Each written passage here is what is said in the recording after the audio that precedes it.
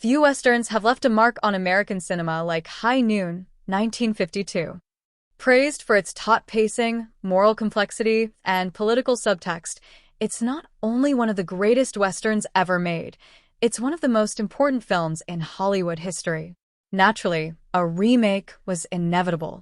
But when High Noon was remade in 2000 for television, 48 years after the original debuted, it didn't revitalize the story. It quietly faded into obscurity, serving only to underscore how irreplaceable the original really is. A classic that didn't need a second round. The original High Noon, starring Gary Cooper as Marshall Wolcane, told the story of a man abandoned by his community as he prepares to face a vengeful outlaw alone. Its simple premise belied deep emotional and political undertones, making it a touchstone for generations of filmmakers. So when TBS released a remake in 2000, directed by Rod Hardy and starring Tom Skerritt, it raised eyebrows. This wasn't an attempt to reinvent the wheel. It was a straightforward retelling, and that was precisely its problem.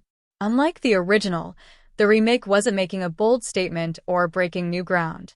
It was merely there. That doesn't mean the 2000 version is bad. In fact, taken on its own terms, it's a solid TV western. The production values are respectable, the performance is committed, and the pacing competent. But when you place it next to the original, its flaws, or rather, its lack of necessity, become hard to ignore. What the remake got right and wrong. To its credit, the 2000 High Noon doesn't copy the original shot for shot. It introduces some subtle character updates. Tom Skerritt's take on Wolcane leans into vulnerability. He's older, wearier, and more emotionally raw than Cooper's stoic version. This adds some human nuance that works well in a more modern setting. The female characters are also given more agency. Helen Ramirez, played by Maria Conchita Alonso, confronts the town's racism and reveals more of her past with Will. Amy Kane is no longer just a pacifist wife, but a more conflicted figure, wrestling with the ethics of violence in a violent world. But where the remake stumbles is in its villain. Frank Miller, the looming threat in the original, loses much of his menace in this version. Giving him more dialogue and screen time robs him of the chilling silence that once made him so intimidating. Worse, the climax plays like a generic action movie rather than the tense, morally loaded shootout that defined the 1952 version. Even the camera work, zippy and unfocused, feels more Walker, Texas Ranger than High Noon.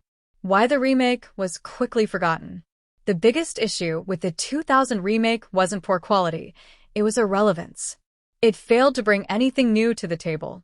At a time when the Western genre was already struggling to regain its place in pop culture, High Noon, 2000, felt like a relic rather than a revival. Worse still, the story of Wolcane had already been reimagined, and more boldly, dozens of times across genres. From Outland 1981, which reset High Noon in space, to High Plains Drifter, Dirty Harry, and even teen films like 3 O'Clock High, the lone hero against the world formula had been borrowed, twisted, and reworked in more creative ways. The remake, on the other hand, was too faithful to the original, and not nearly daring enough to justify its existence. A legacy the remake couldn't touch. Part of what made High Noon such a landmark film had nothing to do with its Western trappings and everything to do with the world in which it was made. The film was penned by Carl Foreman, a screenwriter who found himself blacklisted during the McCarthy era for alleged communist ties. Unlike others, Foreman refused to name names and was punished for it. That experience of betrayal, isolation, and moral courage directly informed the film's themes. Wolcane's abandonment by his neighbors wasn't just suspenseful drama, it was a metaphor for Foreman's experience with Hollywood turning its back on its own. The town's cowardice wasn't just a plot device, it was a searing critique of complicity and fear during the Red Scare. No remake, no matter how well made, could replicate that context. The original High Noon wasn't just a movie, it was a political act. And that's why its legacy still resonates today, while the remake is barely remembered. The timelessness of High Noon and the limits of remakes. Remakes are always risky, especially when dealing with films as beloved and meaningful as High Noon. Sometimes they work, like 1997's 12 Angry Men, but more often they fall flat, like Gus Van Sant's Psycho or, in this case, High Noon 2000. Though the remake made some smart updates and offered a solid lead performance from Tom Skerritt, it couldn't escape the shadow of its predecessor. It wasn't bad. It just didn't matter. And when it comes to remaking a classic, that might be the worst sin of all. Conclusion.